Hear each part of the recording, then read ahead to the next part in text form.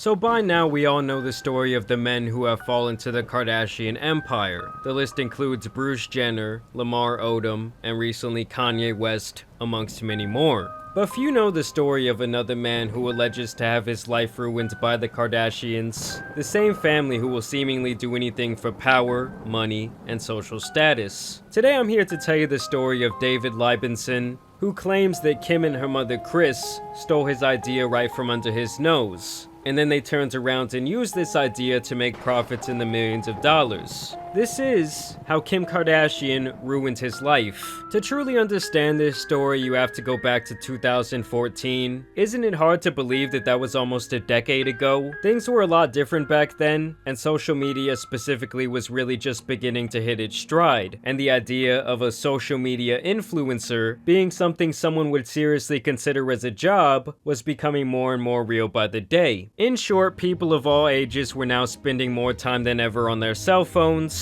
and specifically on social media. And so at the time, the App Store might as well have been seen like the gold rush, as every app developer was trying to hit it big with the next Flappy Bird, or really any app where they could peddle ads or push microtransactions onto users. And this is where David comes in. He was an app developer who had helped create Sensorgram, an app that allowed users to add keywords, emojis, and phrases, and automatically remove unwanted comments left on their Instagram page. We had a pretty large following on Instagram, and we were having a hard time keeping up with our own feed. So what we did was we created an app named Sensorgram we put on the App Store to help manage unwanted spam and bullying, hate from any social media comment in your feeds. Daniel claims that Kim was a big fan of this app, which would make sense considering celebrities would likely need automated comment moderation that Instagram did not yet have. Daniel claims that she was such a big fan, in fact, that she wanted to meet up with him to discuss a partnership that would make her the face of Sensorgram. Kim called. We had a phone, I think it was like a 40-minute phone call, and discussed many things, like how she wanted to get involved with something against bullying. And apparently that's exactly what they did. Daniel says they set up this meeting, and eventually after some time negotiating, agreed to a 60-40 split for Kim to represent the app. And he claims that during that meeting is when he pitched yet another idea that he coined as Kimoji, explaining that they loved the idea and were all in on a 50-50 split. The concept was basically emojis, or emoticons, that centered around Kim Kardashian and her likeness. You had Kris in there, you had Kanye, you had Bruce, and basically everything else going on within the Kim Kardashian universe. You really have to understand that at the time, the concept of emojis was still pretty novel, especially in the sense where you would use someone else's images to create these emoticons. And so Daniel says that both he and his business partners were elated by this meeting, as they felt like they had just struck gold, being that they would now be in partnership with one of the most famous people in the world, who was no stranger to selling her massive audience on various products. And it's crazy because it seemed like once they finally reached that peak of the mountaintop, this is when he says the nightmare actually began.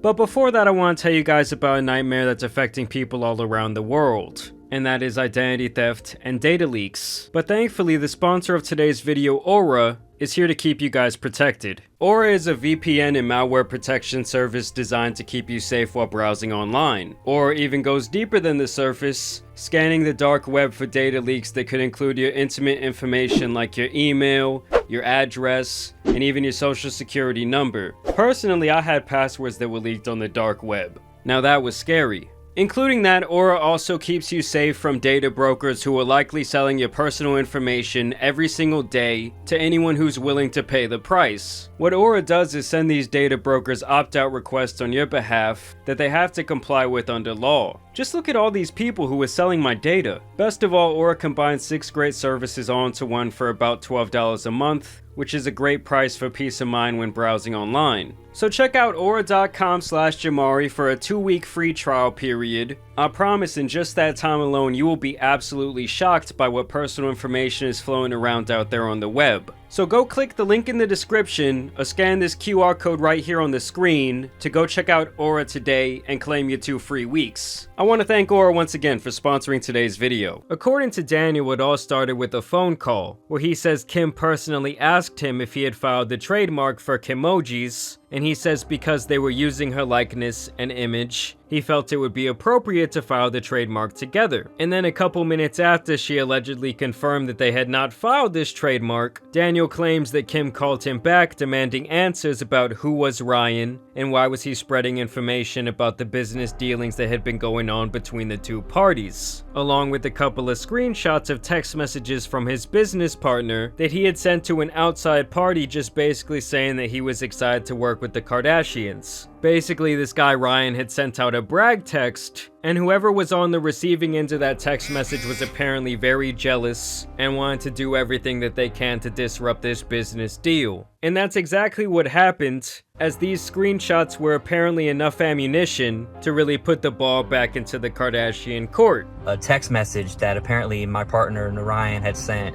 supposed to have been private to one of his friends, made its way to Jonathan Chebin, and Kim kept that in her pocket, I guess, to use against us because it breached her privacy, she said.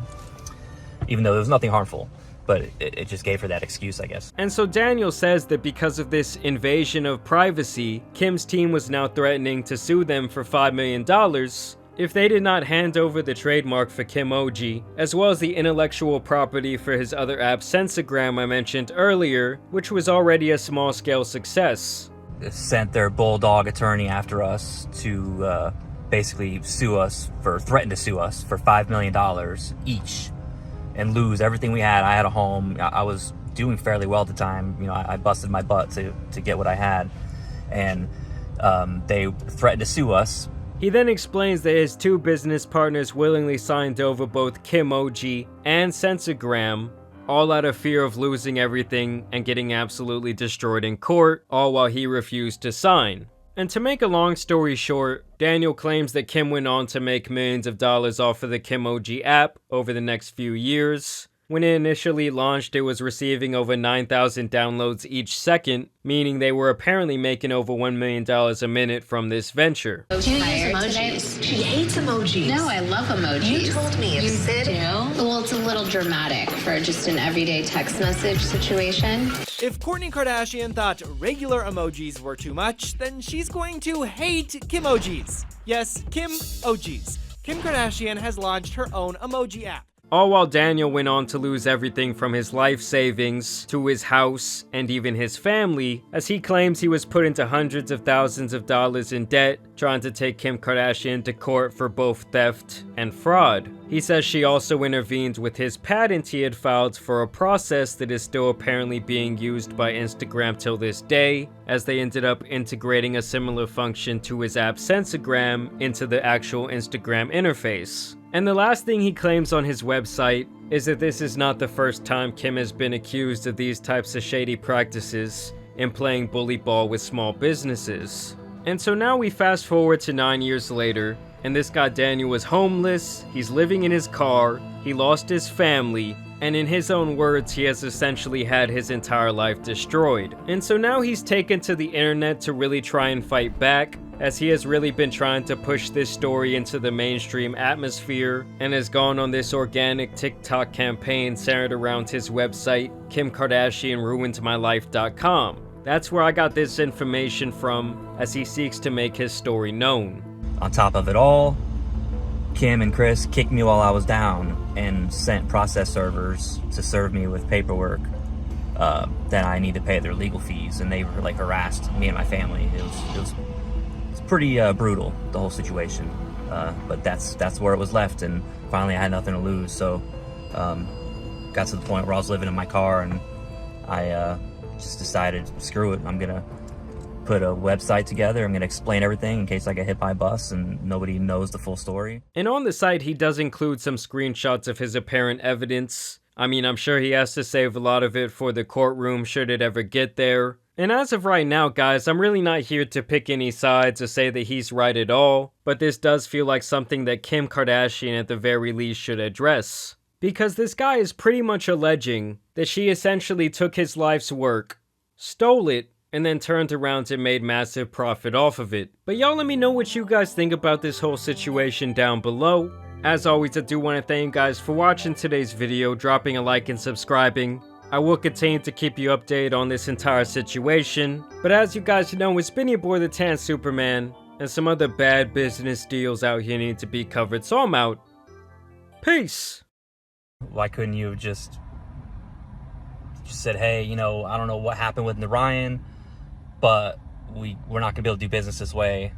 I'd like to move forward with this, and let's just go on our separate ways. Here's X amount of dollars for Kimoji. Done deal.